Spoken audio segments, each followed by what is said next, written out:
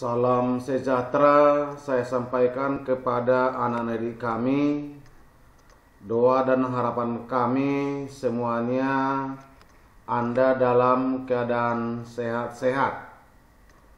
Saat ini kembali kita bertemu dalam mata pelajaran praktikum akuntansi jasa, dagang, dan manufaktur.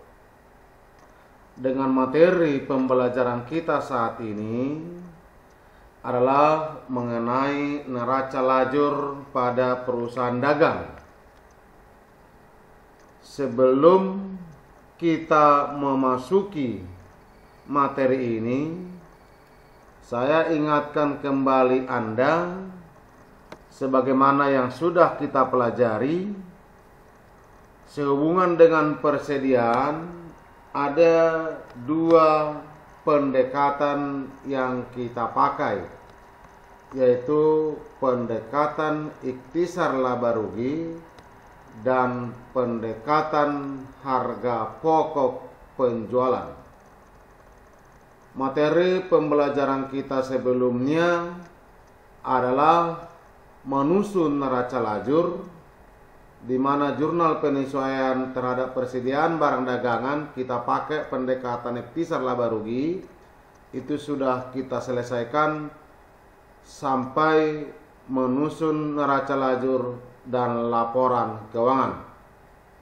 Saat ini kita mempelajari materi penyesuaian persediaan dengan pendekatan harga pokok penjualan. Kalau metode ikhtisar laba rugi kemarin, jurnal penyesuaian terhadap persediaan barang, dia dua kali jurnal. Jurnal pertama ikhtisar laba rugi debit di kredit persediaan barang dagangan yang awal. Jurnal kedua adalah persediaan barang dagangan yang akhir debit di kredit ikhtisar laba rugi. Tetapi kalau akun harga pokok penjualan atau jurnal penyesuaian persediaan kita gunakan dengan pendekatan harga pokok penjualan, maka juga dua kali jurnal. Jurnal pertama adalah harga pokok penjualan di debit di kredit pembelian, biaya angkut pembelian, persediaan barang dagangan yang awal, dan jurnal kedua harga pokok penjualan di kredit di debit persediaan barang dagangan yang akhir, di debit retur pembelian, di debit potongan pembelian. Saya sampaikan tips untuk membuat jurnal penyesuaian dengan pendekatan harga pokok penjualan. Pertama sekali, Anda harus kuasai rumus harga pokok penjualan. Harga pokok penjualan adalah persediaan awal ditambah pembelian ditambah biaya angkut pembelian dikurang potongan pembelian dikurang dengan persediaan akhir, maka harga pokok penjualan. Misalnya persediaan awal 5, pembelian 5, sehingga jumlahnya menjadi 10, kurang potongan pembelian 2, maka total persediaan 8, dikurang persediaan akhir 2, maka harga pokok penjualan sama dengan 6. Maka perkiraan-perkiraan apa saja yang dikredit, perkiraan-perkiraan yang dikredit adalah perkiraan-perkiraan yang menambah harga pokok penjualan. Persediaan awal kan menambah ke pembelian, sehingga menambah ke harga pokok penjualan. Persediaan awal misalnya 5, pembelian 5, maka menjadi 10. Kalau ada biaya angkut pembelian lagi 2, menjadi 12. Maka perkiraan-perkiraan yang menambah persediaan awal, pembelian, biaya angkut pembelian, maka itulah yang Anda buat di sebelah kredit. Itulah yang Anda buat di sebelah kredit. Maka pembelian 5, biaya angkut 5, pembelian 5, biaya angkut 2, persediaan barang 5, sehingga totalnya 12. Pembelian 5, biaya angkut 2, persediaan 5, sehingga totalnya 10. Maka harga pokok penjualan 10, pembelian 5, biaya angkut 2, persediaan barang awal 5. Maka perkiraan-perkiraan yang dikredit ini adalah perkiraan-perkiraan yang menambah ke harga pokok penjualan. Saya ulangi, mana saja Anda lihat di sini yang menambah harga pokok penjualan, persediaan awal, ditambah pembelian, ditambah biaya angkut kalau ada, maka karena ini menambah, maka Anda buatlah dia di sebelah kredit. Lalu yang di sebelah debit adalah persediaan barang, retur pembelian, potongan pembelian.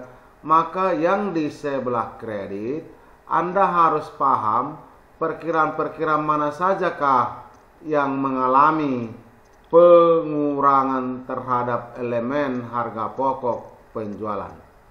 Perhatikan, elemen-elemen mana yang mengurangi harga pokok penjualan? Adalah elemen-elemen atau perkiraan-perkiraan potongan pembelian, persediaan akhir ini mengurang. Kalau ada retur pembelian maka mengurang. Maka karena dia mengurangi harga pokok penjualan, maka Anda buatlah dia di sebelah kredit. Anda buatlah dia sebelah kredit.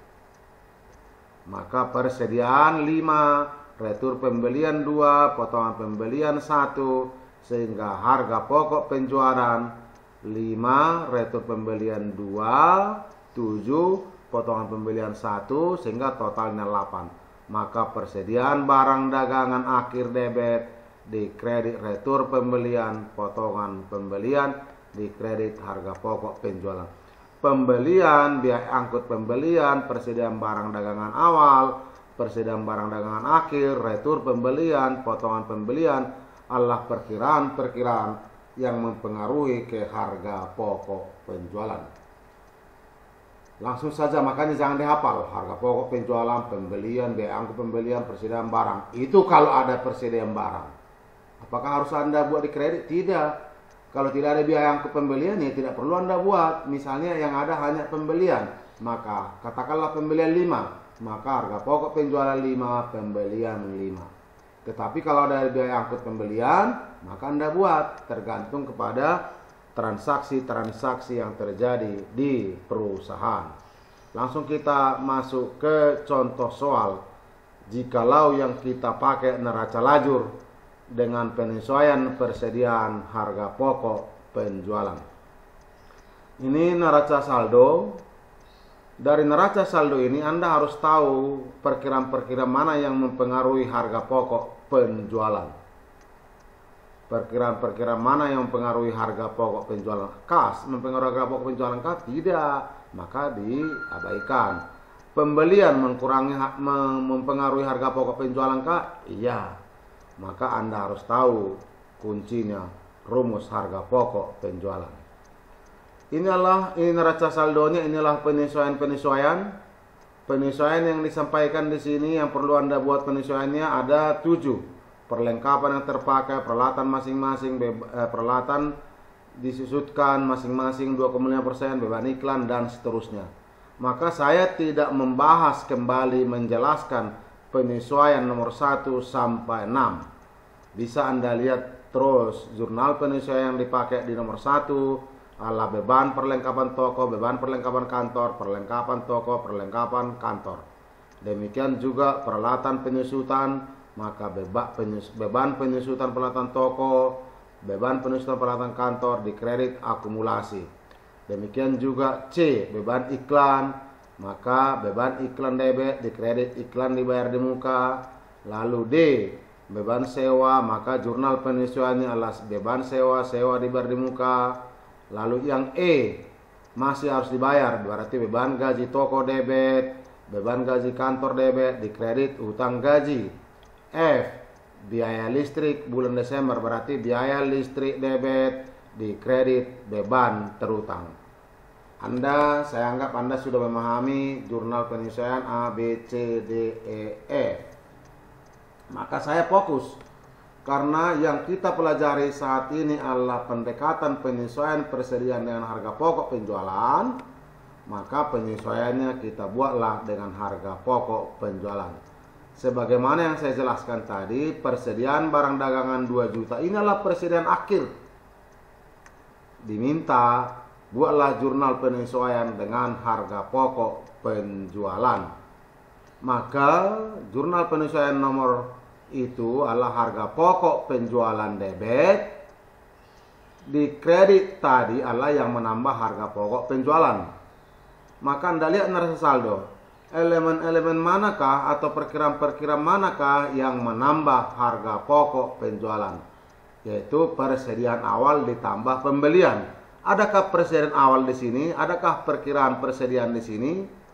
Tidak ada, maka tidak perlu kita buat kalau tidak ada. Apa saja yang menambah? Adalah hanya pembelian.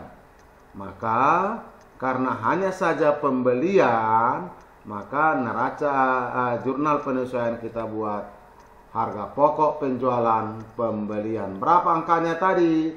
Adalah sebesar 14.900.000. Maka kita buatlah jurnal penyesuaiannya adalah harga pokok penjualan debit di kredit pembelian. Karena hanya pembelian yang menambah harga pokok penjualan dari neraca saldo yang disiapkan, maka cukup itu saja jurnal penyesuaian.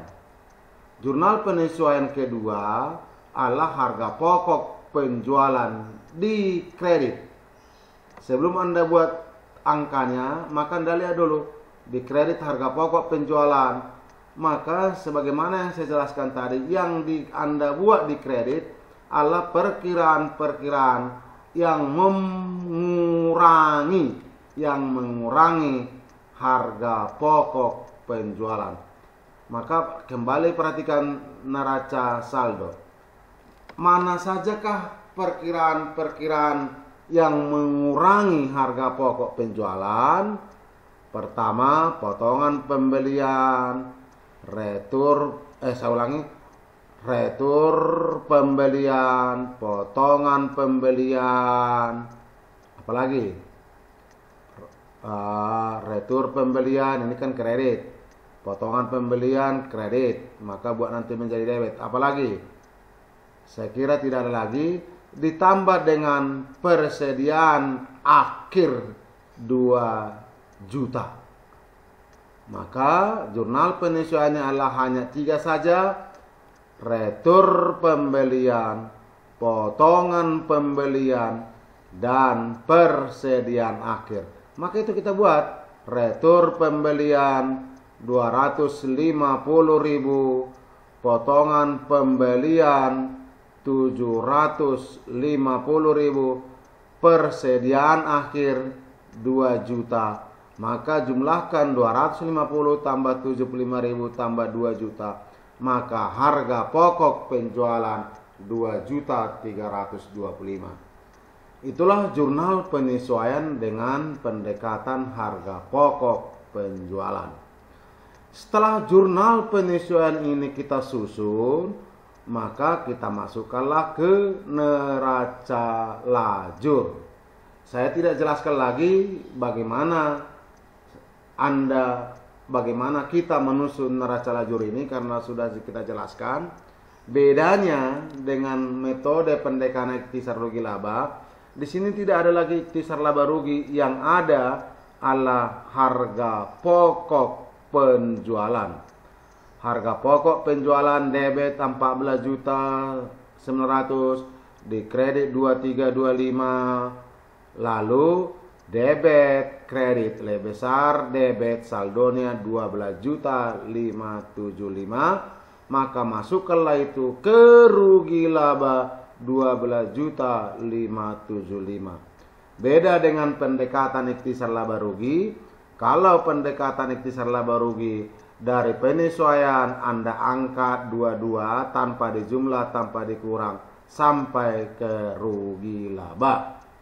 Kalau ini tidak perlu, Anda harus jumlah dan kurang sesuai dengan jurnal penyesuaian yang lain. Sama seperti kalau sewa dibayar di muka 3 juta debit, ini 250, maka debit 2.750, maka masuk ke neraca 2.750. Saya tidak menjelaskan bagaimana proses memasukkan ini lagi, karena sudah saya jelaskan. Maka selesai permintaan soal kita susun jurnal penyesuaian, buat neraca lajur. Permintaan ketiga adalah buat laporan keuangan. Maka berdasarkan neraca lajur ini, kita susunlah harga pokok, kita susunlah laporan keuangan. Sebelum kita memahami laporan keuangan, di mana laporan keuangan ada laporan laba rugi, laporan perubahan modal, dan neraca. Maka berdasarkan neraca lajur inilah Anda susun pertama sekali laporan laba rugi. Laporan laba rugi sebagaimana rumus yang sudah saya sampaikan, penjualan bersih dikurang harga pokok penjualan sama dengan laba kotor dikurang dengan beban-beban sama dengan laba bersih. Maka kalau berdasarkan neraca lajur ini kita susun laporan laba rugi, maka fokus pandangan kita lah di sini. Maka kita selesaikan.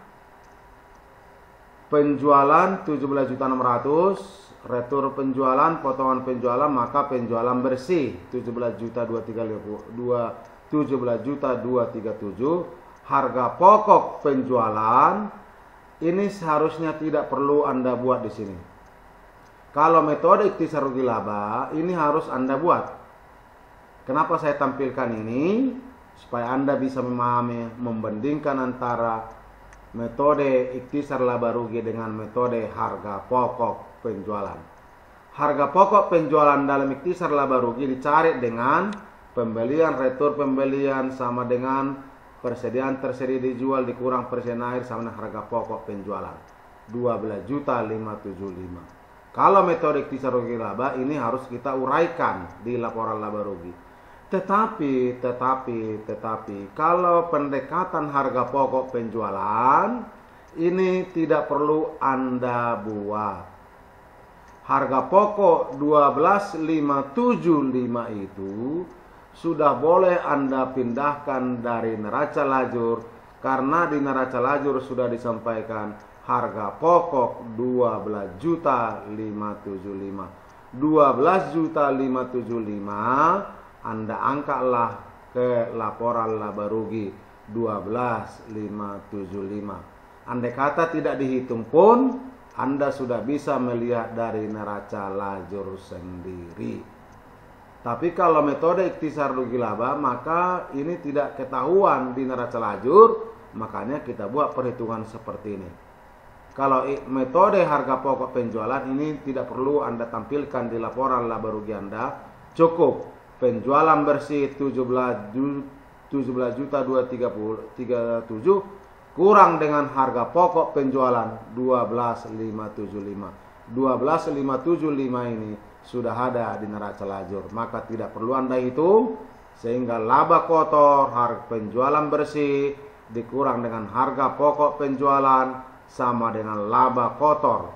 Laba kotor juga dikurang dengan biaya-biaya. Sebagaimana sudah saya sampaikan, biaya itu ada dua jenis, biaya usaha dan biaya penjualan dan biaya administrasi umum. Biaya usaha itu terbagi dua, biaya penjualan dan beban administrasi umum. Beban usaha juga terbagi dua, beban usaha operasional dengan beban usaha non operasional. Maka diperolehlah beban penjualan 1.175, beban administrasi umum 121.500, sehingga total beban 2387.500, laba kotor 4662 dikurang total beban usaha, maka itulah disebut dengan laba bersih usaha. Laba bersih usaha sama dengan 2.274.500. Ini sudah saya jelaskan sebelumnya, silahkan Anda pelajari kembali apa itu beban usaha. Beban usaha terbagi berapa saja, ada juga pendapatan usaha. Kebetulan di perkiraan kita tidak ada pendapatan non usaha atau pendapatan non operasional. Setelah laporan laba rugi kita buat, maka kita susunlah laporan perubahan modal. Di sini saya buat catatan, dalam perhitungan rugi laba jika penyesuaian persediaan dengan harga pokok penjualan, maka tidak perlu Anda sajikan perhitungan harga pokok penjualan karena jumlah harga pokok penjualan sudah ada dalam neraca lajur. Jumlah harga pokok penjualan langsung jumlah yang Anda lihat dari neraca lajur, jadi tidak perlu dihitung. Tetapi jika penyesuaian persediaan dengan pendekatan ikhtisar laba rugi, maka wajib Anda hitung HPP dengan rumus tersebut di atas. Dari laporan laba rugi tersebut di atas tidak perlu Anda sajikan perhitungan harga pokok penjualan. Langsung Anda lihat dari neraca lajur kolom laba rugi harga pokok penjualan 12.575. Jadi rumus HPP tidak perlu Anda sajikan sebagaimana yang saya jelaskan. Setelah laporan laba rugi Anda susun, maka Anda susunlah laporan perubahan modal, persediaan awal, modal awal ditambah laba bersih. Kebetulan Frive tidak ada, maka modal akhir ini tidak ada beda dengan yang pernah kita selesaikan. Demikian juga neraca tidak ada beda seperti yang sudah kita jelaskan di kelas 1. Neraca ini disebut dengan neraca bentuk kontrol. Harta di sebelah kiri, utang dan modal di sebelah kanan. Maka jumlah harta 43.72500, maka jumlah utang dan modal juga 43.724.500. Demikian penjelasan saya tentang neraca lajur, di mana neraca lajur memakai harga pokok penjualan. Jika ada pertanyaan, silahkan Anda tanyakan lewat WA maupun lewat telepon. Tetapi sebaiknya Anda pelajari materi yang sudah kita sampaikan sebelumnya. Saya akhiri dengan terima kasih.